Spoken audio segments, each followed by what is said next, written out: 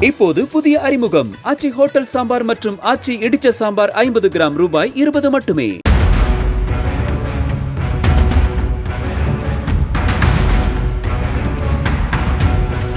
சேலம் மாவட்டம் கோனேரிப்பட்டி கதவணை மின் நிலையத்திலிருந்து காவிரி ஆற்றை வேடிக்கை பார்த்துக் கொண்டிருந்த ஈரோடு மாவட்டத்தைச் சேர்ந்த கந்தசாமி என்ற விவசாயி திடீர் என ஆற்றில் குதித்ததாக கூறப்படுகிறது. அவர் ஆற்றில் அடித்துச் செல்வதை அங்கிருந்தவர்கள் வீடியோ எடுத்த நிலையில் ட்ரோன் கேமரா மூலம் தேடியும் தென்படாததை அடுத்து போலீசார் இதுகுறித்து விசாரித்து வருகின்றனர்.